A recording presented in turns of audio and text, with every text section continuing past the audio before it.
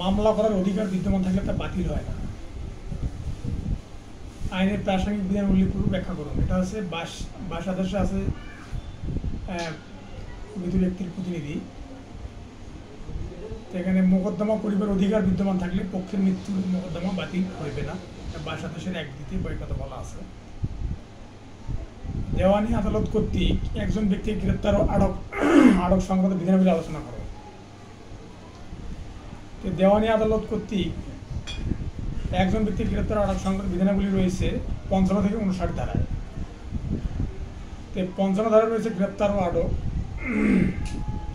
এবং 55-র 1 ধারা রয়েছে ডিগ্রি জারির। ডিগ্রি দায়ীকে যে কোনো সময় আটক করা যাবে। আর 59 ধারা রয়েছে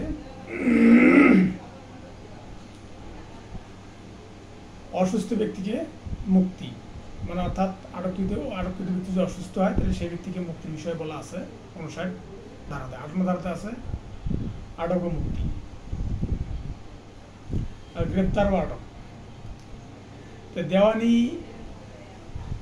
দেওয়ানি কাজবিধি 115 ধারায় প্রদত্ত জেলা জজ ও হাইকোর্ট বিভাগের রিভিশন সম্পর্কিত ক্ষমতা আলোচনা করে।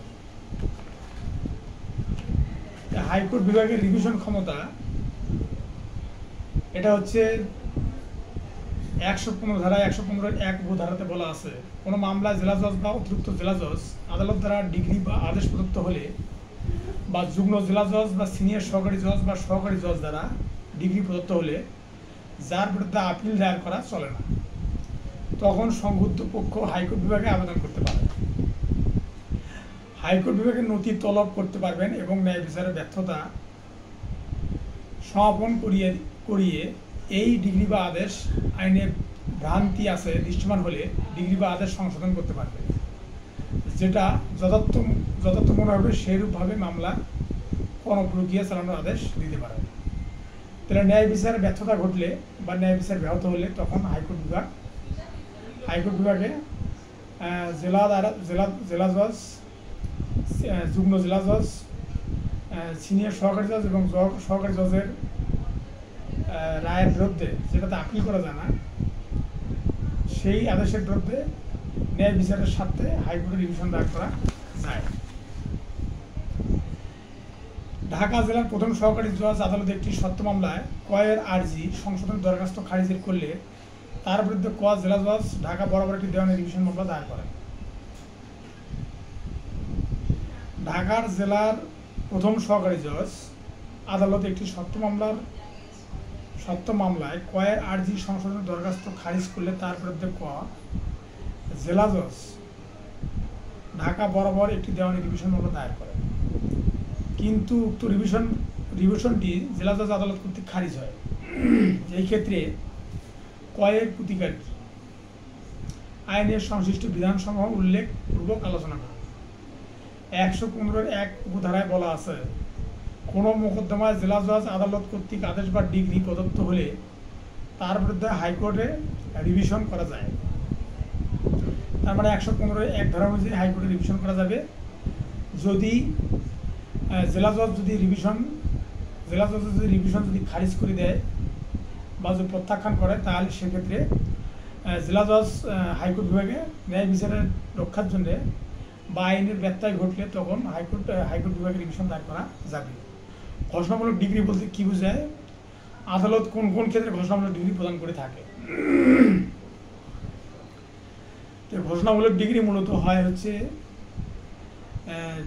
সুনির্দিষ্ট প্রতিকার আইনের 42 ধারায় ঘোষণামূলক ডিগ্রি বিষয়ে আলোকপাত করা আছে। আইনগত এবং সম্পত্তির অধিকার এবং পদমর্যাদার অধিকার, এই দুটো বিষয়ে, অর্থাৎ আইনগত সম্পত্তির অধিকার 1, পদমর্যাদার অধিকার 2, এই দুই বিষয়ে ঘোষণামূলক ডিগ্রি আবেদন করা হয়। আর ঘোষণামূলক ডিগ্রি করার জন্যে ঘোষণামূলক ডিগ্রি আনুষঙ্গিক যে প্রতিকার আছে, যেগুলো যদি কেউ যদি জমি থেকে বেদখল হয় বা কারো যদি সত্ত্ব যদি অস্বীকার করা হয় সেই সমস্ত, এবং পাশাপাশি যদি কারো যদি কলেজের প্রিন্সিপালের পদ যদি অপসারণ করা হয়, তো এই সমস্ত কিছু দেওয়ানি আদালত থেকে করা হয়, যেটা ঘোষণামূলক ডিগ্রির মধ্যে পড়বে। আর ঘোষণামূলক ডিগ্রির ফলাফল হচ্ছে 42 ও 43 ধারায়, অর্থাৎ ঘোষণামূলক ডিগ্রি 42 ধারা। এবং ঘোষণামূলক ডিগ্রি পাওয়ার পর এটার ফলাফল কতটুকু মানে কি পর্যন্ত এটা নির্ভর করতেছে, সেটা নির্ভর করবে 43 ধারার উপর। আদালত এমন কোনো ঘোষণা প্রদান করবে না যেখানে বাদী শুধু সত্য ঘোষণা ছাড়াও আরও প্রতিকার প্রার্থনা করতে পারতেন, কিন্তু তা করেননি। সুনির্দিষ্ট প্রতিকার আইনের বিধানাবলী আলোকে বিষয়টি উদাহরণ সহ আলোচনা করুন। এখানে 42 ধারা বলা আছে যে আংশিক প্রতিকার, অর্থাৎ আংশিক প্রতিকার বিষয়টা এরকম যে যদি আপনার সত্য বা আপনার পদমর্যাদা কেউ যদি অস্বীকার করে, সেই পদমর্যাদা এবং সেই সত্য পুনরুদ্ধারের জন্য আপনি মামলা করবেন, এবং এই মামলার পাশাপাশি আপনাকে ওই মামলার ঘোষণার পাশাপাশি আপনাকে আর কি কি প্রতিকার, আংশিক প্রতিকার থাকা দরকার কথা ছিল, সেই বিষয়গুলো অবশ্যই এখানে সম্পৃক্ত করতে হবে, এবং সেই অনুযায়ী আপনাকে ঘোষণামূলক ডিগ্রি বা ঘোষণামূলক মামলা দায়ের করতে হবে। আরেকটা বিষয় হলো যে 43 ধারা ঘোষণামূলক ডিগ্রি ফলাফল, অর্থাৎ কোনো যদি মামলা যদি ঘোষণামূলক ডিগ্রি যদি ফলাফল যদি নির্ভর করে, মানে ঘোষণামূলক ডিগ্রি হওয়ার পরে এর ফলাফলটা নির্ভর করবে যে আসলে এটা বাস্তবায়ন হচ্ছে কি না। এই কথা বলা যথার্থ হবে যে ক্রিমিনাল প্রসিডিউর কোড একটি পদ্ধতিগত আইন যুক্তিসহ মতামত দিয়ে। এই কথা বলা যথার্থ হবে কি যে ক্রিমিনাল প্রসিডিউর কোড একটা পদ্ধতিগত আইন। তাহলে এই পদ্ধতিগত আইন যেহেতু ক্রিমিনাল যদি ফৌজদারি কার্যবিধি 1898, সাক্ষ্য গ্রহণের পদ্ধতি, তারপরে কাউকে হেফাজতে নেওয়ার পদ্ধতি এবং অ্যারেস্ট করার বিভিন্ন পদ্ধতি প্রক্রিয়া আছে, অর্থাৎ যেগুলোর মধ্যে প্রক্রিয়া বেশি থাকে সেগুলোই মূলত পদ্ধতিগত আইন। আমরা নির্দ্বিধায় বলতে পারি যেহেতু সাক্ষ্য গ্রহণের পদ্ধতি রয়েছে, বিচারের পদ্ধতির প্রক্রিয়া রয়েছে, তারপর আপিল বিভাগের পদ্ধতি রয়েছে, রিভিশনের পদ্ধতি রয়েছে, তারপর আসামি গ্রেপ্তারের পদ্ধতি রয়েছে, তারপর হলে 164 ধারা জবানবন্দি প্রক্রিয়ার পদ্ধতি রয়েছে। তাহলে এই ক্ষেত্রে নিঃসন্দেহে বলা যায় যে ফৌজদারি কার্যবিধি হচ্ছে একটা পদ্ধতিগত আইন, এবং এটা যথার্থ যেহেতু বিভিন্ন পদ্ধতি এখানে আলোকপাত করা হয়েছে এবং বিভিন্ন পদ্ধতি এখানে মেনটেন করা হয়, সেই জন্য বলা যায় যে ফৌজদারি কার্যবিধি একটা পদ্ধতিগত আইন। অনুসন্ধান ও তদন্তের মধ্যে পার্থক্যগুলো কি? অনুসন্ধান আছে, আমরা ফৌজদারি কার্যবিধি 1898 অনুসন্ধান আছে 4-1 কেতে, 4-1 কেতে আছে অনুসন্ধান, অর্থাৎ সংজ্ঞা আছে 4 ধারাতে, সেই 4-1 কেতে আছে অনুসন্ধান, যেটা বিচারিক আদালত এই অনুসন্ধান প্রক্রিয়া সম্পন্ন করে থাকে। আর তদন্ত হচ্ছে 4-1 এল, 4-1 এল ধারাতে আছে হলো তদন্ত হচ্ছে সাক্ষ্য প্রমাণ গ্রহণ করার নিমিত্তে পুলিশ আদালতের হুকুম এবং আদালতের হুকুম ছাড়া তদন্ত কার্য পরিচালনা করে থাকে। পুলিশ মূলত 154 ধারায় আমলযোগ্য অপরাধের তদন্ত করে এবং 155 ধারায় আমল অযোগ্য মামলার তদন্ত করে এবং 156 ধারায় আমলযোগ্য মামলার তদন্তের ক্ষেত্রে পুলিশের অবারিত ক্ষমতা প্রদান করা হয়েছে। এখানে 156 ধারায় পুলিশ কারো অনুমতি ছাড়াই এবং তদন্তের ব্যাপারে পুলিশের কোনো ধরনের প্রশ্ন করা যাবে না, এবং 190 ধারা যদি বিচারিক আদালত যদি তাকে কোনো তদন্ত ভার দেয়, সে এটা তাদের স্বাধীন ইচ্ছা মতো সে এটা করতে পারবে, এবং তার আমলযোগ্য মামলার তদন্ত তারা পুলিশ করতে পারবে। এবং এখানে 156 ধারা অনুযায়ী পুলিশকে অবারিত ক্ষমতা, তদন্তের ব্যাপারে পুলিশকে অবারিত ক্ষমতা প্রদান করা হয়েছে। প্রত্যেকটি ভিন্ন অপরাধের জন্য পৃথক অভিযোগ গঠন এবং প্রত্যেকটি অভিযোগের আদালতে বিচার করার বিধানটি ব্যতিক্রম সহ আলোচনা করুন। আমরা 221 আছে অভিযোগ অপরাধের বিবরণ থাকবে, মানে অভিযোগ অপরাধের বিবরণ থাকবে, এবং 222 ধারাতে বলা আছে যে সময়, স্থান, তারিখ সম্পর্কে বিবরণ থাকবে, অর্থাৎ সময়, স্থান, তারিখ অবশ্যই উল্লেখ করতে হবে। এই বিষয়গুলো ফৌজদারি কার্যবিধি 1898 এর মধ্যে সন্নিবেশিত করা আছে। তাহলে প্রত্যেকটি অভিযোগ আলাদাভাবে বিচার করার বিধানটি ব্যতিক্রম আলোচনা করে। এটা হচ্ছে যে 234 ধারায় বলা আছে, ফৌজদারি কার্যবিধি 234 ধারায় বলা আছে যে 1 মাসের মধ্যে যদি একাধিক অপরাধ সংঘটিত হয়, অর্থাৎ 12 মাসের মধ্যে যদি 3-এর অধিক অপরাধ সংঘটিত হয়, তাহলে 3টে অপরাধকে একত্রিত করে একটা চার্জ গঠন করা বা অভিযোগ গঠন করা যাবে। তার মানে 234 ধারায় বলা আছে যে 12 মাসের মধ্যে 3টি অপরাধ সংঘটিত হলে সেটা একাধিক অপরাধ সংঘটিত হলে সেটা মানে 3টে অপরাধের অভিযোগ গঠন করা যাবে। তো রিভিশন কিংবা আপিল আদালত কর্তৃক কোনো মামলা চার্জ গঠন হয়নি এবং উদ্ঘাটিত হলে ওর ফলাফল কী? রিভিশন কিংবা আপিল আদালত কর্তৃক কোনো মামলার চার্জ গঠন হয়নি মর্মে উদ্ঘাটিত হলে উহার ফলাফল কি? মানে রিভিশন বা আপিল আদালত কর্তৃক যদি কোনো মামলার চার্জ অভিযোগ গঠিত না হয় এবং সেটা যদি অভিযোগ গঠিত না হওয়ার আগে যদি আপিল আদালত বা রিভিশন আদালতে যদি সেটা বিচার প্রক্রিয়া যদি চলে যায় তাহলে এটার জন্য মামলাটা খারিজ হবে না, হয়তো বা তারা অধিকতর তদন্তের জন্য বা অথবা অভিযোগ গঠন করার জন্য হয়তো বা তারা একটা সময় দেবে, কিন্তু কোনোভাবে রিভিশন আদালত বা আপিল আদালত কোনোভাবে মামলাটা খারিজ করতে পারবে না। একজন আসামিকে অব্যাহতি দেওয়ার ক্ষেত্রে আদালত কোন কোন বিষয় বিবেচনা করে থাকে? একজন আসামিকে ফৌজদারি কার্যবিধি 241 এর ধারা অনুযায়ী মানে আসামিকে অব্যাহতি দেওয়া হয়। এখানে আসামিকে অব্যাহতি দেওয়ার ব্যাপারে মানে আসামির পেশকৃত নথি সহ বিভিন্ন কাগজপাতি এবং ফরিয়াদি জবানবন্দি গ্রহণ করার পর প্রয়োজন মতে বিচারিক আদালত বিভিন্ন সাক্ষ্য প্রমাণ গ্রহণ করার পর যদি বিচারিক আদালত যদি মনে করে যে অভিযুক্ত ব্যক্তি এই ঘটনার সাথে বা অভিযুক্ত মানে অপরাধ সংগঠিত অপরাধের সাথে কোনো সম্পৃক্ততা নেই, তখন বিচারিক আদালত তাকে 241 এর ধারা অনুযায়ী খালাস প্রদান করতে পারে। দণ্ডবিধিতে প্রদত্ত খুনের সংজ্ঞাধীন। দণ্ডবিধিতে আমরা দণ্ডবিধি 1860 300 ধারায় খুনের বিষয়ে আলোচনা করা আছে। এই খুনের বিষয়ে এখানে খুনের 5টা ব্যতিক্রম আছে এবং 4টে সত্য আছে। এই 5টা ব্যতিক্রমের মধ্যে যদি 5টা ব্যতিক্রমের মধ্যে রয়েছে যে যদি রাগান্বিত বা ক্রোধে বা উত্তেজনা বশীভূত যখন কোনো খুন হয় সেটা খুন বলে সংগঠিত, সেটা খুন হিসেবে পরিগণিত হবে, সেটা অপরাধজনক নরহত্যা হিসেবে আখ্যায়িত হবে। আর অপরাধজনক নরহত্যা 299 ধারায় বলা আছে যে 3টে ব্যাখ্যা আছে। এই 3টে ব্যাখ্যার মধ্যে এখানে বলা আছে যে আপনি জানেন যে একটা লোক অসুস্থতায় ভুগছে, ভোগার জানার পরেও যদি ওই লোকটাকে যদি আপনি না জেনে আঘাত করেন বা যে আঘাতে সে বেঁচে যেতে পারতো এইরকম আঘাত করলে, অর্থাৎ পারত, এই পারত কথাটার মধ্য দিয়েই মানে পারত আর একটা হবেই, যেটাতে হচ্ছে মেবি ব্যবহার করা হবে সেটা হচ্ছে অপরাধজনক নরহত্যা, এবং যেটাতে মাস্ট বি ডাই বা মাস্ট বি ব্যবহার করা হবে, যেটা শেল অথবা মাস্ট ব্যবহার করা হবে, সেটা অবশ্যই খুনের পর্যায়ে পড়বে। অর্থাৎ কোনো খুন যদি সরাসরি সংগঠিত হয় সেটা উদ্দেশ্য থাকতে হবে এবং খুন করার উদ্দেশ্যে কাউকে আঘাত করতে হবে, তাহলে এই কয়টা 5টা যে ব্যতিক্রম আছে এই 5টা ব্যতিক্রমের বাইরে যেগুলো হবে সেগুলো খুন হিসেবে আখ্যায়িত হবে। 299 ধারায় 3টে ব্যাখ্যা আছে এবং 5টা উপাদান আছে। এই 5টা উপাদানের মধ্যে যদি এই 5টা উপাদানের মধ্যে বল সেটা তাহলে অবশ্যই অপরাধজনক নরহত্যা হবে, এবং এই 4টে সত্য এবং 5টা ব্যতিক্রমের মধ্যে যদি পড়ে তাহলে অবশ্যই সেটা খুন হবে, খুন হিসেবে আখ্যায়িত হবে। তাহলে দণ্ডবিধি 1860 300 ধারায় খুনের বিষয়ে আলোকপাত করা আছে। দণ্ডবিধি নরহত্যা খুন হিসেবে গণ্য না হওয়ার ব্যতিক্রমগুলো বর্ণনা করব। আর দণ্ডবিধিতে খুন না হওয়ার যে ব্যতিক্রম আছে সেটা হচ্ছে 299 ধারায় 5টা উপাদান আছে এবং 3টে ব্যাখ্যা আছে। এগুলো হচ্ছে 5 আর 3 8 আর 300 ধারায় খুন আছে। এই খুনিতে 4টে সত্য আছে, 5টা ব্যতিক্রম আছে। এই 5টা ব্যতিক্রম অর্থাৎ 8 5 13টা বিষয় যদি 13টার মধ্যে সম্পৃক্ত হয়ে যদি কোনো খুন সংঘটিত হয় সেটা খুন হবে না, কিন্তু সেটা হবে অপরাধজনক নরহত্যা। তো জখমের সংজ্ঞাধীন আমরা জানি যে আঘাতের বাংলা অর্থ হচ্ছে জখম।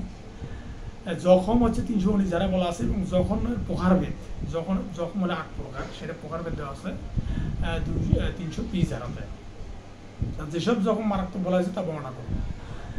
যেসব জখমকে মারাত্মক বলা হয়েছে সেটা হচ্ছে 8 প্রকার জখমকে বলা হয়েছে। সে 8 প্রকার জখম হচ্ছে চোখের দৃষ্টি শক্তি নষ্ট করা, মুখের বিকৃতিকরণ, তারপরে কানের শ্রবণ শক্তি নষ্ট করা, তারপরে চোখের দৃষ্টিশক্তি নষ্ট করা, পাশাপাশি এমন আঘাত করবে যেটা আঘাতের 20 দিন পর্যন্ত মেডিকেলে থাকতে হবে।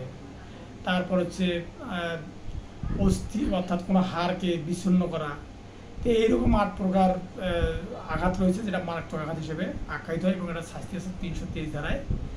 এটা এই আঘাতের পরিকর্মা অনুযায়ী বা আঘাতের প্রকারভেদ অনুযায়ী সে শাস্তি হয়ে থাকে, সেটা 3 বছর এবং 3 বছর থেকে 7 বছরের মধ্যে এই শাস্তিটা হয়ে থাকে। এবং 26 ধারা যেটা মারাত্মকভাবে যেটা আহত করা হয় সেটা মূলত সে শাস্তির পরিমাণটা হয় যাবজ্জীবন, এবং সর্বনিম্ন 14 বছরের মধ্যে 10 বছরের মধ্যে জেল বা দণ্ড হতে পারে। হয় চেহারা বিকৃতি চিরতরে বিকৃতি করার অভিপ্রায়ে বা তার হতে পারে জেনে নিজেই খকে ঘুষি মারে। তাহলে কিন্তু যাতে তার মুখমণ্ডল চিরতরে বিকৃতি হয়নি, তবে এর ফলে 20 দিন ধরে তীব্র দৈহিক যন্ত্রণায় ভুগতে থাকে। কী ধরনের জখম করেছে ব্যাখ্যা করব।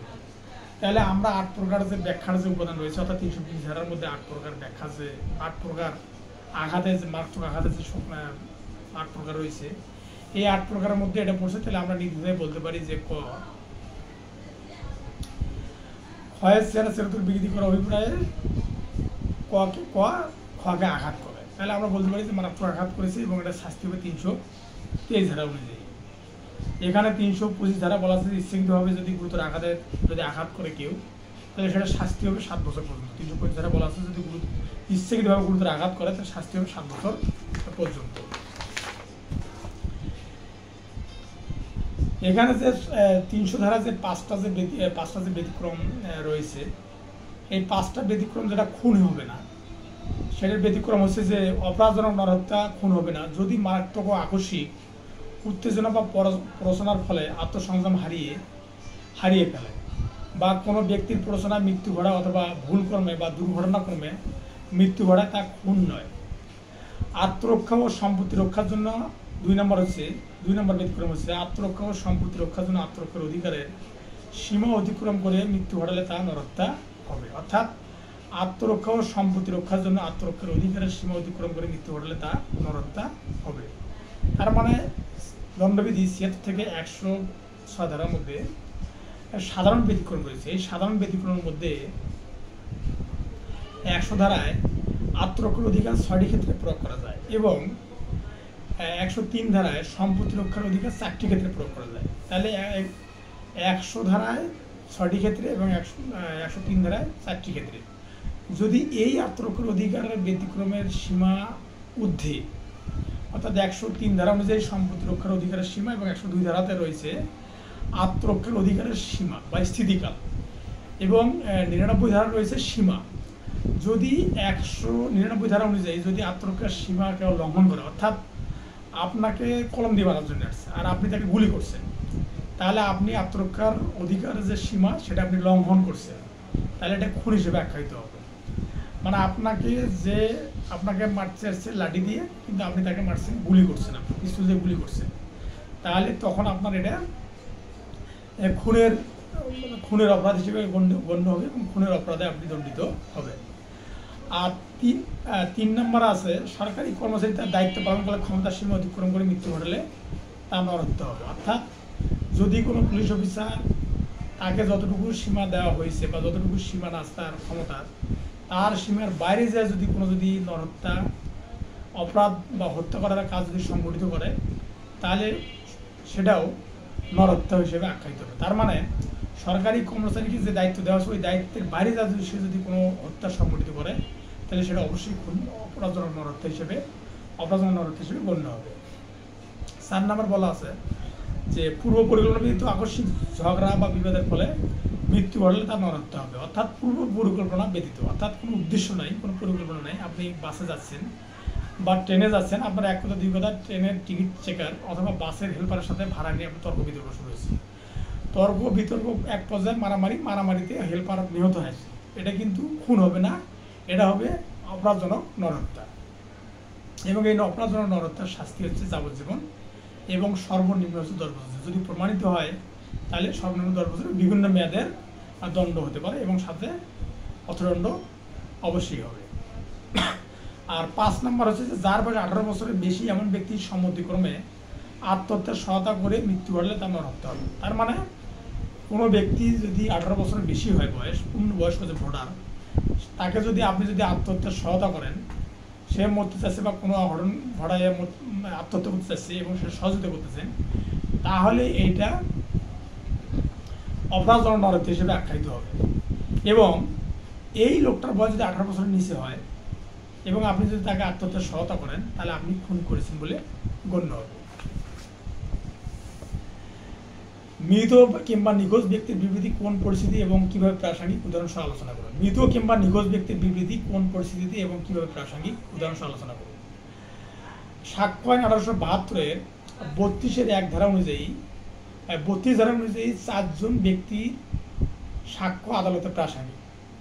সে 4 জন ব্যক্তি হচ্ছে যে ব্যক্তি মারা গেছে, মানে পূর্বে সে কোনো একটা মামলায় সাক্ষ্য দিয়েছে, ওই ব্যক্তি সাক্ষ্য দেওয়ার পর মারা গেছে, তারপরে সেই কোনো এক ব্যক্তি, যে ব্যক্তি পীড়িত বা অক্ষম, মানে সে কোনো একটা মামলায় সাক্ষী দিয়েছিল কিন্তু পরে আর সে প্যারালাইজ করার কারণে পরে আর সে কথা বলতে পারে না, তাহলে আদালত মনে করতে পারে পূর্বের যে সাক্ষী দিয়েছে ওই সাক্ষীটাকে আদালত প্রাসঙ্গিক হিসেবে ধরে নিতে পারে। পাশাপাশি যে মানুষটাকে নিয়ে আসা ব্যয় সাপেক্ষ, অর্থাৎ একজন ব্যক্তি সাক্ষ্য দিয়েছে একটা মামলায়, পরবর্তী ওই লোক চলে গেছে বিদেশে, তাহলে বিদেশে চলে যাওয়ার কারণে কী হয়েছে, তাহলে ওই লোককে তো নিয়ে আসা খুব কষ্টকর ব্যাপার, তাহলে ওই লোকের সাক্ষ্য আদালত প্রাসঙ্গিক হিসেবে ধরে নিতে পারে। আর একটা সাক্ষ্য হচ্ছে যে মৃত ব্যক্তি যাকে খুঁজে পাওয়া যায় না, তার ব্যয় সাপেক্ষ ব্যাপার। আর পীড়িত অক্ষম ব্যক্তি আগে বলছিলাম যে পীড়িত অক্ষম ব্যক্তি, এই 4 শ্রেণীর ব্যক্তির সাক্ষ্য 8টি ক্ষেত্রে প্রাসঙ্গিক। আর সাক্ষ্য আইনের 32-1 ধারায় মৃত ব্যক্তি সম্পর্কে বলা আছে, যে 32-1 ধারায় মৃত ব্যক্তি সম্পর্কে বলা আছে। এখন বিষয় হচ্ছে যে উদাহরণ আলোচনা করুন, এখানে যে 138 ধারায় বলা আছে, যদি কোনো সাক্ষ্য যদি দেওয়ার পরে সেটা আদালত প্রাসঙ্গিক হিসেবে ধরে নিতে পারে যদি ওই ব্যক্তিকে খুঁজে পাওয়া না যায় বা মৃত মারা যায়, অথবা পীড়িত বা অক্ষম হয়, অথবা তাকে নিয়ে এসে সাক্ষ্য গ্রহণ করা এটা ব্যয় সাপেক্ষ, তখন আদালত ধরে নিতে পারে যে এই ব্যক্তি, এই 4 শ্রেণীর ব্যক্তির সাক্ষ্য প্রাসঙ্গিক। তবে এটা সত্য হচ্ছে 8টি ক্ষেত্রে এটা প্রাসঙ্গিক হবে, 8টি ক্ষেত্রে এটা প্রাসঙ্গিক হবে। তাহলে এক্সপার্ট অপিনিয়ন এবং need a very careful examination, বিচারকদের অভিমত সম্পর্কিত উৎস আদালতের মোটামুটি সাক্ষ্য আইন 1872 সংশোধিত বিধান আলোকে ব্যাখ্যা করুন। এটা একটা 20 DLR অর্থাৎ 20 নম্বর খণ্ডে ঢাকা ল রিপোর্ট 543 নম্বর পৃষ্ঠায় একটা মামলার বিষয় বলা আছে। এখানে একটা হাইকোর্ট সিদ্ধান্ত দেন যে কোনো বিশেষজ্ঞের অভিমত, যদি বিশেষজ্ঞের অভিমত 15টি ক্ষেত্রে প্রযোজ্য, কিন্তু এই অভিমতগুলো খুব কেয়ারফুলি এইগুলো দেখতে হবে এবং সেই অনুযায়ী মামলা বিচার করা যাবে। অর্থাৎ একটা বিশেষজ্ঞ বললো যে এটা DNA টেস্ট করলো বা যে রিপোর্ট দিল, এই রিপোর্টটাকে পূর্ণভাবে পুরোপুরি বিশ্বাস করা যাবে না, বা কারো হাতের লেখা সম্পর্কে একটা রিপোর্ট দিল, সেই রিপোর্টটা পুরোপুরি বিশ্বাস করা যাবে না, এটাকে ভেরি কেয়ারফুলি, অর্থাৎ আদালত এটাকে বলছে যে অনেক সতর্কতার সহিত এটা বিচার বিশ্লেষণ করে যা অভিযুক্ত ব্যক্তিকে শাস্তি দেওয়া যাবে সেই বিষয়ে এখানে বলা আছে। এবং এটা আছে সাক্ষ্য আইনের 45 ধারা আছে বিশেষজ্ঞের অভিমত সম্পর্কে এটা বলা আছে। আর একটা বিষয় হলো যে 138 ধারায় বলা আছে, জেরায় যদি কোনো নতুন বিষয়ের অবতারণা হয় তাহলে সংশ্লিষ্ট আদালতের অনুমতি নিয়ে ওই সাক্ষীকে পুনরায় জেরা করা যাবে। আর 145 ধারাতে বলা আছে সাক্ষ্য আইনের যে পূর্ববর্তী জেরা সম্পর্কে আবার জেরা করা যাবে, মানে পূর্ববর্তী জেরা আর বর্তমান পূর্ববর্তী সে জবানবন্দি প্রদান করেছে, কিন্তু পরবর্তী দেখা যাচ্ছে যে ওই জবানবন্দির সাথে বর্তমান জবানবন্দির কোনো মিল নেই, তখন আদালতের অনুমতি নিয়ে 138 ধারা অনুযায়ী পুনরায় তাকে জেরা করা যাবে। সেটা হলে সাক্ষ্য আইনে 145 ধারার নিয়ম অনুযায়ী। বাদী দাবি করেন যে তিনি নালিশি জমি ক্রয়ের নিকট থেকে কিনেছেন এবং দলিলের স্বাক্ষর দিয়ে দলিলটি সম্পাদন করেছেন, কিন্তু সাক্ষ্য প্রদানকালে বাদী জেরায় বলেন যে দলিলের টিপসই দিয়ে দলিল সম্পাদন করেছেন। তার মানে আপনি দলিল বাতিলে মামলা করা হয়েছে, একটা দলিল বাতিলে মামলা করা হয়েছে, সেই দলিলটা আপনি উপস্থাপন করেছেন আদালতে উপস্থাপন করার পর আদালতে যে লোকের বিরুদ্ধে যে লোকে মামলা করছে দলিল বাতিলের জন্য, সে লোক বলতেছে যে আমি দলিলটা করছি টিপসই দিয়ে, আর আপনি দলিল লিখছেন যে স্বাক্ষর। তাহলে এটা যদি একটা দ্বিমত সৃষ্টি হয়, অর্থাৎ সে দলিল করে দিছে কিন্তু আপনি বলতেছেন সে স্বাক্ষর দিছে, কিন্তু যে লোক দলিল করে দিচ্ছে সে লোক বলতেছে যে আমি টিপসই দিছি, এই ক্ষেত্রে আদালত কী করবে, 138 ধারায় তার জবানবন্দি পুনরায় তার জেরা প্রদান করার অনুমতি দিবে। এবং যে আগে যে সাক্ষী দিছিল বা আগে যে অর্থাৎ প্রেসিডেন্ট অফিসে যে দলিল করার সময় সাক্ষ্য দিয়েছিল সেই সাক্ষ্যটা বিষয়ে সে আবার জেরা করার জন্য অনুমতি দিবে বিচারিক আদালত, বা দলিল বাতিলের যে মামলাটা করা হবে যে আদালতে, সেই আদালত সেই অনুমতিটা প্রদান করতে পারে। তে খকে হত্যার দায়ে অভিযুক্ত হলেন। বললেন যে সে খয়ের মৃত্যুকালে ঘোষণা করেছিলেন যে খয়ের দেওয়া আঘাতেই তার মৃত্যুর কারণ। তার মানে একজন লোক মারা যাওয়ার সময় সে বলছে আমাকে আবুল নামে একজন ব্যক্তি মারি ফেলেছে, আবুল নামে এক ব্যক্তি আমাকে আঘাত করছে, সে আঘাত করার পরে আমি মারা যাচ্ছি, তুমি এটা আদালতে বলি। তো এই কথা বলতেছে, সে এই কথা বলছে। এখন বলার পর আবুলকে গ্রেপ্তার করা হয়েছে, কিন্তু আবুলকে গ্রেপ্তার করার পর যখন আদালতে বিচার প্রক্রিয়া শুরু হয়েছে আবুলের, ঠিক সেই মুহূর্তে যে লোক বলছে যে আবুল আঘাতের কারণে মারা গেছে, পরে ওই লোক বিচারিক আদালতে যা বলতেছে যে আবুল না, ওখানে বাশার নামে এক লোক ছিল, বাশার তাকে হত্যা করছে। তাহলে এই যে দ্বিধাদ্বন্দ্ব বা এই যে দ্বিমত, এই দ্বিমত করার কারণে কি হবে, তখন আদালত কি করবে, 138 ধারায় জেরা করার জন্য একটা সুযোগ দান করবে। এবং এখানে বলা আছে যে 155(3) ধারাতে বলা আছে যে কোনো সাক্ষীর বর্তমান বক্তব্য তার পূর্ববর্তী বক্তব্যের সাথে যদি সাংঘর্ষিক হয়, তাহলে সেটা কী করবে, আদালত সেটা আবার সেই সাক্ষ্যটা পুনরায় নেওয়ার জন্য তখন আদালত অনুমতি দিবে এবং 138 ধারা অনুযায়ী পুনরায় সাক্ষ্য গ্রহণ করা যাবে। তার মানে 155(3) ধারায় বলা আছে কোনো সাক্ষীর বর্তমান বক্তব্য তার পূর্ববর্তী বক্তব্যের সাথে সাংঘর্ষিক প্রমাণের মাধ্যমে তার বিশ্বাসের যোগ্যতা পূর্ণ করা যায়। অর্থাৎ একজন সাক্ষী এখন বলতেছে যে এক্স নামে একজন ব্যক্তিকে আবুল নামে এক ব্যক্তি খুন করছে, তার কাছে বলছে, সে বিচারিক আদালতে যা বলছে অন্য কথা, সেই ক্ষেত্রে আদালত 138 ধারায় পুনরায় জেরা করতে পারে। তাই আইনগত সত্যায়ন প্রয়োজন এমন দলিলের সম্পাদন প্রমাণ করার পদ্ধতি কি, উত্তর দলিলের কোনো সত্যায়নকারী সাক্ষ্য পাওয়া না গেলে উহা কীভাবে প্রমাণ করতে হবে। তাহলে এটা হচ্ছে যে 76 ধারায় বলা আছে যে সরকারি দলিলের জাবেদা নকলের প্রত্যায়িত অনুলিপি, মানে 76 ধারায় বলা আছে যে সরকারি দলিলের জাবেদা নকলের প্রত্যায়িত অনুলিপি, আর 77 ধারায় বলা আছে যে জাবেদা নকল উপস্থাপন করে দলিল প্রমাণ। অর্থাৎ আপনাকে যদি সত্যায়ন করা কোনো কাগজ যদি প্রমাণ করতে হয় আদালতে, সেক্ষেত্রে আপনাকে সাক্ষ্য আইনের 76 ধারাতে বলা আছে যে সরকারি দলিলের জাবেদা নকলের প্রত্যায়িত অনুলিপি। অর্থাৎ আপনি যদি জাবেদা নকল সংগ্রহ করেন এবং সেটা যদি সত্যিত করে নেন, সেটা আদালত প্রাসঙ্গিক হিসেবে মনে করতে পারে, অনুমান করতে পারে। আবার 77 ধারায় বলা আছে যে জাবেদা নকল উপস্থাপন করে দলিল প্রমাণ করা যেতে পারে। 76 ও 7 ধারা অনুযায়ী আপনি সেটা প্রমাণ করতে পারেন। যদিও দলিল দ্বারা দলিল প্রমাণ এটা 91 থেকে 100 ধারার মধ্যে আছে, সাক্ষ্য আইন 1872 91 থেকে 100 ধারার মধ্যে আছে। এই বিষয়টা এখানে তো প্রমাণ করা যায়। আর তামাদি আইন 1918 উদ্দেশ্য আলোচনা করো। তামাদি আইনের উদ্দেশ্য হচ্ছে যে প্রকৃত মালিককে তার সম্পত্তি, তার যে সম্পত্তি সে দাবি করে সেটা যেন প্রকৃত মালিক যেন প্রকৃত মালিক হিসেবেই সে যেন সম্পত্তি ভোগ দখল করে। একটা বিষয় হলো যে এটার উদ্দেশ্য হচ্ছে যে তামাদি অতিক্রমকাল যাতে অতিক্রম না হয় এবং একটা জিনিস যার হেফাজতে রয়েছে বা যে এটা দাবি করে সে যেন এটাতে সারা জীবন বলবৎ থাকে, সেটাকে বাস্তবায়িত করা।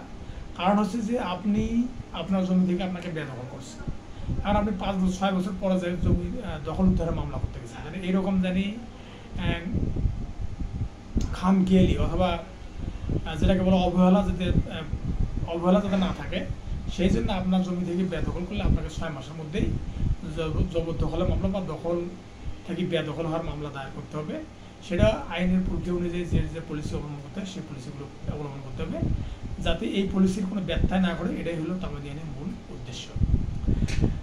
তারপর হচ্ছে বিলম্ব মওকুফ, এই নীতিটি ব্যাখ্যা করুন। বিলম্ব মওকুফ হচ্ছে তামাদি আইনে 5 ধারাতে বিষয়টা আলোচনা করা আছে যে দেখা গেছে যে কোনো মামলায় তামাদির সময় দেওয়া আছে 30 দিন। অর্থাৎ আপনি একটা মামলায় হেরে গেছেন, আপনি আপিল করবেন, সময় পাবেন 30 দিন।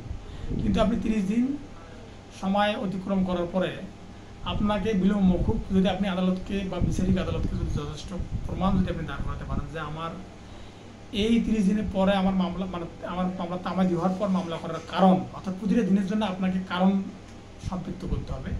তার মানে আপনি যদি 30 দিন আপনার আপিল করার সময় আমার 30 দিনের মধ্যে আপিল করতে পারেন নাই, তাহলে আপনাকে প্রতিটা দিনের একটা কৈফিয়ত দিতে হবে যে আমি এই কারণে আপিল করতে পারি নাই, মানে আমার এই যে এত তারিখে, অর্থাৎ যেদিন থেকে তামাদি মেয়াদ শেষ হচ্ছে, শেষ হওয়ার পরে তারিখ থেকে আপনাকে প্রতিটা দিন আপনাকে বর্ণনা করতে হবে। যদি এই বর্ণনা করার পরে যদি আদালত যদি সন্তুষ্ট হয়, তাহলে আদালত 5 ধারা অনুযায়ী 5টি ক্ষেত্রে আপনার তামাদি মওকুফ করতে পারে। সেটা হচ্ছে যে আপিলের ক্ষেত্রে এবং আপিলের দরখাস্তর ক্ষেত্রে, রিভিশনের ক্ষেত্রে, রিভিউর ক্ষেত্রে এবং অন্য যে কোনো দরখাস্তর ক্ষেত্রে এটা আদালত তখন মঞ্জুর করতে পারে। তবে এটা হচ্ছে তামাদি আইনের 5 ধারাতে বলা আছে বিলম্ব মওকুফ, এটা 5টি ক্ষেত্রে এটা মূলত প্রয়োগ করা হয়। সে কোনো মামলা তামাদি হয়ে গেলে সেই মামলাটার প্রতিটা দিনের জন্য যদি আদালতে যদি যুক্তি দাঁড় করতে পারেন যে আমি এই কারণে, আদালত সন্তুষ্ট হয়ে তখন হয়তো আপনার তামাদি মওকুফ করতে পারে এবং আপনাকে মামলাটা আপিল করার জন্য আদালত তখন অনুমতি দিতে পারে। তাহলে দি canons of professional conduct and এটিকুইটি অনুযায়ী আইনজীবী, মক্কেল ও জনসাধারণের প্রতি একজন আইনজীবীর দায়িত্ব কর্তব্য আলোচনা করুন। তাহলে এখানে the Bangladesh legal practitioner bar council order and rules এবং the canons of professional conduct and etiquette 4টে অধ্যায় আছে। এটা হচ্ছে প্রথম অধ্যায় হচ্ছে যে একজন আইনজীবীর প্রতি আইনজীবীর দায়িত্ব কর্তব্য সমূহ কি। এখানে আছে হলো 11টা বিধি।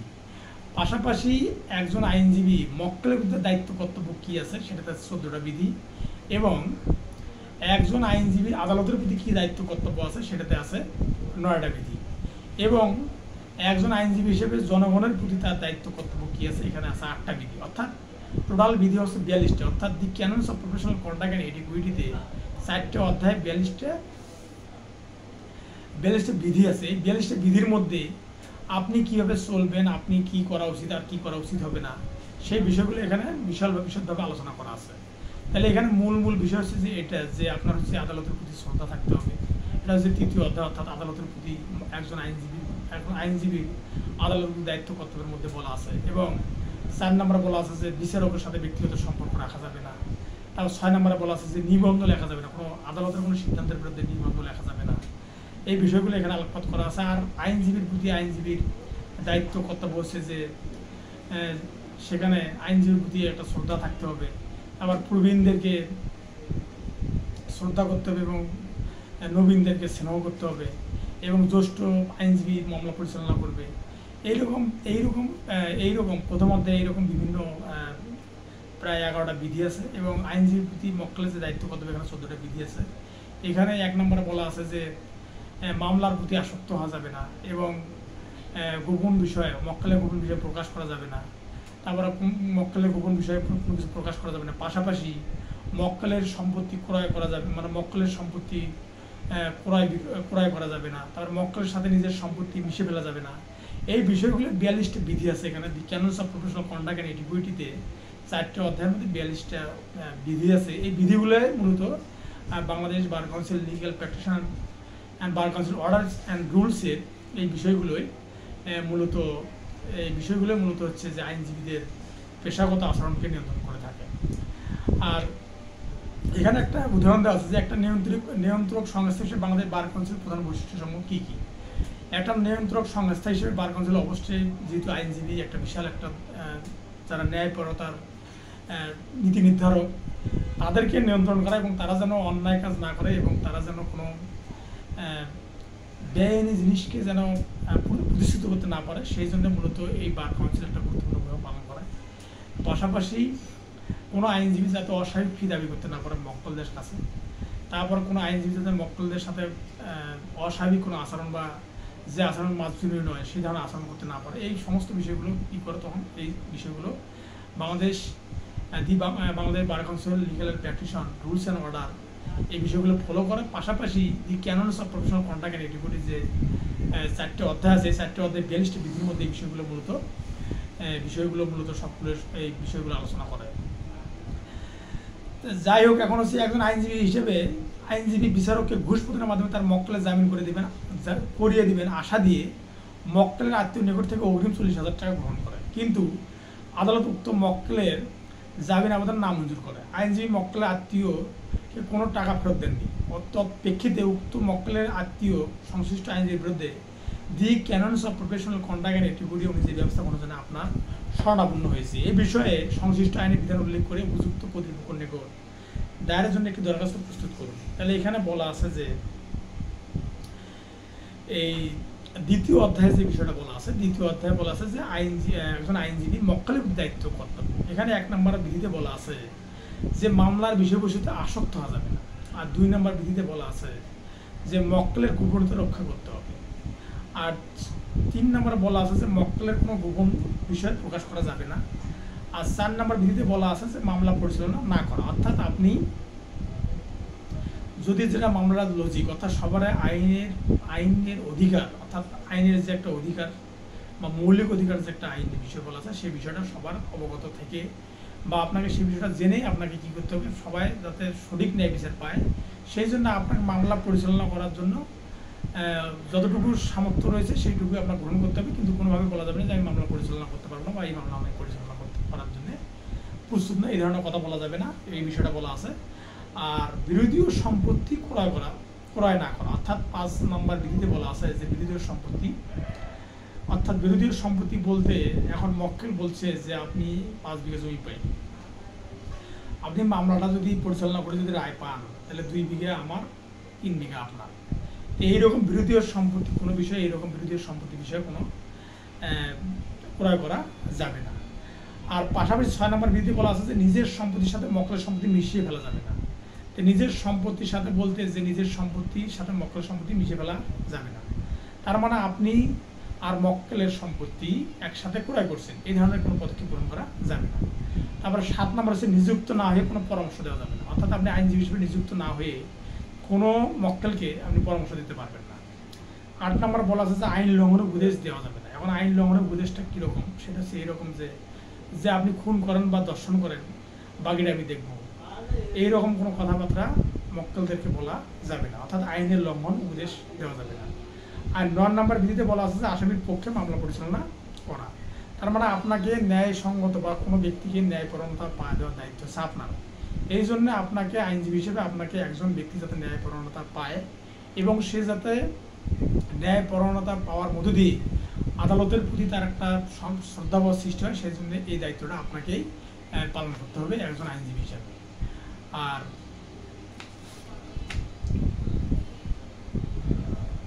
আর 10 নম্বর হচ্ছে যে অস্বাভাবিক ফি দাবি করা যাবে না, আপনি মক্কেলের কাছ থেকে অস্বাভাবিক ফি দাবি করতে পারবেন না। আর 11 নম্বর হচ্ছে যে মক্কেলের সঙ্গে তর্ক করা যাবে না, মক্কেলের সাথে কোনো বিষয়ে তর্ক করা যাবে না। মক্কেল যেহেতু তারা মক্কেলের সাথে কোনো বিষয়ে তর্ক করা যাবে না, এটা হচ্ছে 11 নম্বর। 12 নম্বর হচ্ছে যে মক্কেলের পক্ষে ন্যায়সঙ্গত যথাযথ বক্তব্য তুলে ধরতে হবে, অর্থাৎ তার ন্যায়সঙ্গত যেটুকু বলা দরকার বা আইনের যেটুকু ধারা রয়েছে আইন অনুযায়ী আপনাকে সেই ন্যায়সঙ্গত বক্তব্য আপনার অভিযুক্ত ব্যক্তির পক্ষে তুলে ধরতে হবে। এটা হচ্ছে 12 নম্বরের বিধি। আর 13 নম্বর বিধি হচ্ছে যে মামলার দায়িত্ব অন্য আইনজীবীকে দেবেন। তার মানে একটা মামলা, আপনি কয়েকটা মামলার আইনজীবী, একটা গুরুত্বপূর্ণ একটা মামলায় হিয়ারিং হচ্ছে বা শুনানি হচ্ছে, সেই মামলা পরিচালনা করার জন্য আপনার অন্য একটা অধস্তন অথবা নিম্ন কোর্টে আদালতে একটা মামলা আপনার ওখানে আপনাকে হাজির হতে হবে, কিন্তু সে তখন আপনি কী করবেন, এই মামলাটা পরিচালনা করার জন্য আপনার জুনিয়র আইনজীবীকে দিতে হবে, অর্থাৎ মামলার দায়িত্ব অন্য আইনজীবীকে দেবেন, সে এটা এই ক্ষেত্রে বলা হয়েছে। আর 14 নম্বরে বলা হয়েছে যে মামলা গুণাগুণ ক্ষুণ্ণ হয় এমন কাজ করা যাবে না, তার মানে আপনাকে 14 নম্বরে মক্কেলের মামলার গুণাগুণ ক্ষুণ্ণ হয় এরকম কোনো কাজ করা যাবে না। আর 3য় অধ্যায় বলা আছে যে আদালতের প্রতি একজন আইনজীবীর দায়িত্ব এবং কর্তব্য।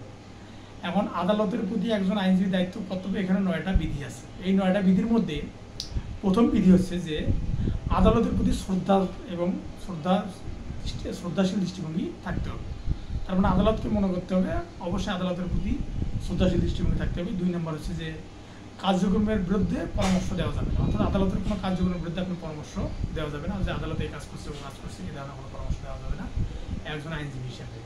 আর 3 নম্বর হচ্ছে ভুল ব্যাখ্যা করা যাবে না, কোনো আইনের বা কোনো ধারার আপনি ভুল ব্যাখ্যা করবেন না। দেখা গেল বইয়ের মধ্যে একটা আছে, আপনি জাস্টিসকে একটা ভুল ভাল বুঝেছেন, এরকম কোনো কিছু করা যাবে না, এটা বলা আছে 3 নম্বর বিধিতে। আর 4 নম্বর বিধিতে বলা আছে ব্যক্তিগত সম্পর্ক রাখা যাবে না, তার মানে জাস্টিসদের সাথে কোনো সময় একজন আইনজীবী হিসেবে আপনার ব্যক্তিগত সম্পর্ক রাখা যাবে না। 5 নম্বরে বলা আছে সরকারি আইনজীবী, অর্থাৎ সরকারি আইনজীবী কী দায়িত্ব কর্তব্য হবে এটা বলা আছে 5 নম্বর বিধিতে।